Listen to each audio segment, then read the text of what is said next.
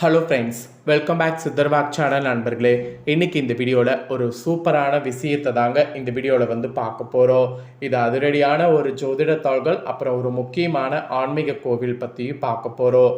So கண்டிப்பாக இந்த வீடியோவை ஃபுல்லாக பாருங்கள். அப்போ தான் நான் என்ன சொல்ல வரேன் அப்படிங்கிறத தெரிஞ்சுக்க முடியும். அதாவது ஜூன் 29க்குள்ளே கட்டாயம் இது நடந்தே தீரும். அப்படி என்ன நடந்தே தீரும் அப்படின்னு பார்த்தீங்கன்னா, அன்னைக்கு பௌர்ணமியானது வருது. ஸோ பௌர்ணமி வாக்க தான் இந்த வீடியோவில் மிதுன ராசிக்காரங்களுக்கு பார்க்க போகிறோம். கொல்லிமலை எட்டுக்கை அம்மன் வாக்கு எப்படி பழிக்குமோ அது போல் பௌர்ணமி வாக்கு கிரகங்களால் பழிக்க போகுது.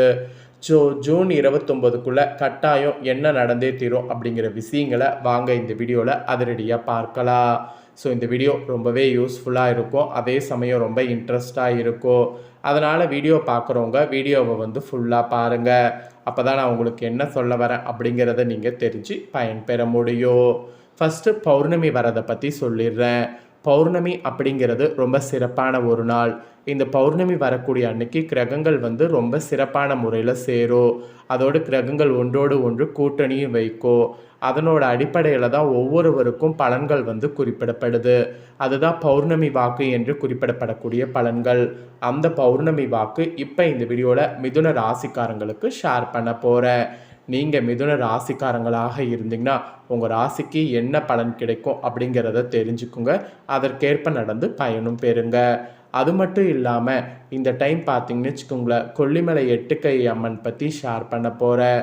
ஏன்னா இந்த அம்மனுடைய வாக்கு இது வரைக்கும் பொய்க்காமல் நிறைய நடந்திருக்கு. அதனால் இந்த அம்மன் வாக்கை பற்றி இந்த வீடியோவில் ஷேர் பண்ண போகிறேன். முதல்ல இந்த அம்மன் வாக்கை பற்றி இந்த வீடியோவில் தெரிஞ்சுக்குங்க. அதுக்கப்புறமேட்டு பலன்கள் உங்களுக்கு பௌர்ணமியுடைய வாக்கு பலன்களை பார்க்கலாம்.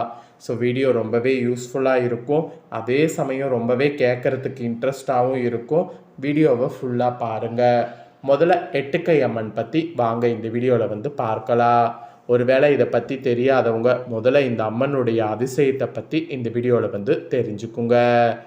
ஆக்சுவலி பார்த்தீங்கன்னு வச்சுக்கோங்களேன், கொல்லிமலை என்றாலே நினைவுக்கு வருவது அதிசயங்களும் மர்மங்களும் தான். அங்கே அமைந்திருக்கக்கூடிய நிறைய சக்தி வாய்ந்த அதிசய அம்மன் கோவில்கள் இருக்குது. அதில் ஒன்று தான் இந்த வீடியோவில் பார்க்க போகிறோம். இந்த கொல்லிமலை எட்டுக்கை அம்மன் தமிழ்நாட்டில் நாமக்கல் மாவட்டத்தில் கொல்லிமலையில் அமைந்திருக்கு எட்டுக்கை அம்மன் திருக்கோவில்.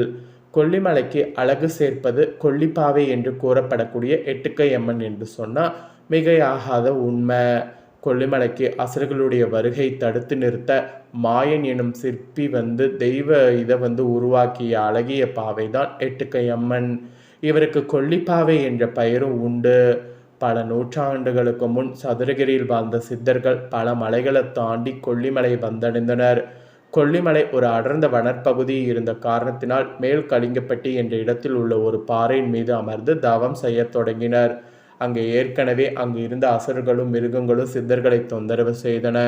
அதை தடுக்கவே ஒரு அம்மனை உருவாக்கினார்கள். அதுவே எட்டுக்கை பாவை அம்மனாக திகழ்கிறது. அசுரர்கள் சித்தர்களை தொல்லை செய்யும் போது அவர்களை எட்டுக்கை பாவை வதம் செய்திருக்கிறாங்க. காலப்போக்கில் அந்த சிலை அதே இடத்துல மண்ணில் புதைந்து விட்டது. அங்கிருந்த மக்கள் ஆடு மேடுகளை மேய்க்க செல்லும் போது மாடுகள் ஒரு இடத்தை பார்த்து மிரண்டு ஓடுவதை கவனிக்கிறாங்க. எனவே அங்கே தோண்டி பார்க்க எட்டுக்கை அம்மன் சிலை அங்கே இருந்தது. அங்கேயே சிறிதாக கோவில் அமைத்து மக்கள் அம்மனை வழிபட ஆரம்பித்திருக்கின்றனர். இச்சிலைக்கு எட்டுக்கை உள்ளதால் எட்டுக்கை அம்மன் என்ற பெயர் பெற்றது. பொதுவாக அமாவாசை பௌர்ணமி சமயங்களில் இக்கோவிலில் பார்த்திங்கன்னா கூட்டம் அதிகமாக இருக்கும். குழந்தை வர வேண்டியே அதிகமான பக்தர்கள் அம்மனை இங்கு காண வருவாங்க. இந்த அம்மன் பல்லாயிரம் ஆண்டுகளாக கொல்லிமலையிலே வீச்சிருக்கிறாங்க. அங்குள்ள மலைமாள் மக்கள் குலதெய்வமாக கருதி இவங்களை வணங்குகிறாங்க. நிலம் சம்பந்தமான பிரச்சனை தீர்ப்பதற்கு இங்கு வரக்கூடிய பக்தர்கள் பூட்டி விட்டு செல்கிறாங்க. இங்குள்ள சூளத்தில் காகிதத்தில் அல்லது உலோகத்தகட்டில் வேண்டுதல்கள் எழுதி கட்டிவிட வேண்டுதல்கள் வெகு சீக்கிரமாக நிறைவேறும் என்பது நம்பிக்கை. மேலும் பிரிந்த உறவுகளில் துணிகளை இங்குள்ள சூளத்தில் கட்டிவிட அவர்கள் ஒன்று சேர்வார்கள் என்பது ஒரு நம்பிக்கை. திருமண தடை, பில்லி சூன்யம் போன்றவற்றில் போக்கக்கூடிய சக்தி இந்த அம்மனுக்கு இருக்குது. கொல்லிப்பாவை பற்றிய செய்திகளை பரணர் தன் அகத்திணை பாடல்களில் தந்துள்ளார். எட்டுக்கை அம்மன் குமரி கண்டத்தோடு தொடர்புடைய தெய்வம் என்று கூறுகிறார்கள். இந்த பாவைக்கென்று இந்த ஒரு கோவில் மட்டும்தான் உள்ளது. இந்த அதிசயம் மிகுந்த கோவிலை வாழ்வில் ஒரு முறையாவது நீங்கள் சென்று தரிசித்து விட்டு வருவது சிறந்ததாகும். அதனால் வாழ்வில் ஒரு முறையாவது இந்த கோவிலில் போய் தரிசனம் பண்ணுங்க. ஸோ இது ஏன் நான் உங்களுக்கு சொன்னேன்னா, கொல்லிமலை இந்த எட்டுக்கை அம்மனுடைய வாக்கு கண்டிப்பாக பலிக்கும்.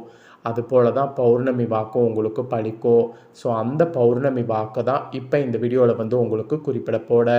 ஸோ கிரகங்களால் என்ன பலன் கிடைக்கோ, என்ன மாதிரி நீங்கள் கரெக்டாக இருக்கணும் அப்படிங்கிறது எல்லாமே இப்போ நான் உங்கள் ராசிக்கு ஷேர் பண்ணுறேன். தெளிவாக உங்கள் ராசிக்கு எல்லாமே இந்த வீடியோவில் மிதுன ராசிக்காரங்க தெரிஞ்சுக்குங்க. சரி வாங்க, உங்களுக்கான பலன்கள் இப்போ இந்த வீடியோவில் அதிரடியாக டீட்டெயில்டாக பார்க்கலாம். ஸோ மிதுன ராசியை பொறுத்த வரைக்கும் இந்த ஆனி மாத இந்த கடைசியாக பௌர்ணமி வருதில்ல, அதில் கரெக்டாக 29ஆம் தேதி அன்றைக்கி கிரகநிலைகளை ஆராய்ந்து பார்க்கும் பொழுது உங்களுக்கு இறுதியில் உங்கள் ராசிநாதன் பார்த்திங்கன்னு வச்சுக்கோங்களேன், பயங்கரமாக புதன் உங்கள் ராசியிலே சஞ்சரிக்கிறார். அவரோடு சகாயஸ்தானாதிபதி சூரியன் இணைந்து புதத்திய யோகத்தை உருவாக்கிறார். இதுவரை உங்கள் ராசியில் சஞ்சரித்து வந்த குரு பகவான் இப்பொழுது 2வது இடத்துல சஞ்சரித்து உச்சம் பெறுகிறார். தனஸ்தானத்தில் குரு உச்சம் பெறுவதால் தனவரவு திருப்திகரமாக இருக்கோ. இது பல வழிகளில் பைய நிரப்போ. குடும்பத்தில் தடைப்பட்ட சுபகாரியம் தானாக நடைபெறும். அதோடு குடுக்கல் வாங்கலில் இருந்த இடர்பாடுகள் அகலோ. அதனால் பெருசாக உங்களுக்கு பாதிப்புங்கிறது வராது. ஸோ இந்த மாதிரி உங்களுக்கு நிறைய அதிசயங்கள் பார்த்திங்கன்னு வச்சுக்கோங்களேன் நடக்கும். இந்த அதிசயங்களெல்லாம் தெரிஞ்சு புரிஞ்சு அதற்கேற்ப நடந்து பலன் பெறுங்க. அதோடு இந்த 29ஆம் தேதியில் ரிஷபராசிக்கு செவ்வாய் செல்ல இருக்கிறார். உங்கள் ராசிக்கு 6, 11 ஆகிய இடங்களுக்கு அதிபதியானவர் செவ்வாய். அவர் லாப நீதிபதியாக விளங்குறதுனால விரயஸ்தானத்திற்கு வரும்போது விரயம் கொஞ்சம் அதிகரிக்கும். வரவை காட்டிலும் செலவு கொஞ்சம் கூடும். சுப செலவுகளை மேற்கொள்வதன் மூலம் வீண் விரயங்களிலிருந்து விடுபடலாம். அதோடு குடும்பத்திற்கு தேவையான விலை உயர்ந்த பொருட்களை வாங்கலாம். பத்திர பதவியில் இருந்த இடையூறுகள் கொஞ்சம் அகலும். அதுவும் உத்தியோகத்தில் உள்ளவர்களுக்கு கடினமான நேரம், இது சோதனை காலம் என்று கூட சொல்லலாம். உயர் அதிகாரிகள் உங்களுக்கு பணி சுமையை அதிகமாக கொடுப்பார். அதோடு தசபுத்தி பார்த்திங்கன்னு வச்சுக்கோங்களேன், பலம் இழந்தவர்களுக்கு கண்டிப்பாக உத்தியோகத்திலிருந்து விலகி செல்லக்கூடிய சூழல் உருவாகும். அதனால் கொஞ்சம் நீங்கள் கவனமாகவும் கேர்ஃபுல்லாகவும் இருக்கணும் அப்படிங்கிற மாதிரி இந்த இடத்துல குறிப்பிடப்படுது. அதோடு இந்த 29ஆம் தேதிக்குள்ளே சிம்ம ராசிக்கும் சுக்கிரனும் செல்ல இருக்கிறாரு. உங்கள் ராசிக்கு பஞ்சம விரையாதிபதியானவர் சுக்கிரன். அவர் சகாயஸ்தானத்திற்கு வரும்போது பிள்ளைகளுடைய கல்யாண கனவுகளை நனவாக்க ஒரு பெரும் தொகையை செலவிடுவீர்கள். குறிப்பாக பிள்ளைகளுடைய மேற்படிப்பிற்காகவோ வெளிநாடு சென்று பணிபுரிவதற்காகவோ நீங்கள் செய்யக்கூடிய புது முயற்சியில் வெற்றி கிடைக்கும். அதோடு பூர்வீக சொத்துக்களுடைய பாகப்பிரிவினை செய்து கொண்டு உங்களுக்கு கிடைத்துள்ள பங்குல என்ன செய்யலாம் என்று யோசிப்பீங்க.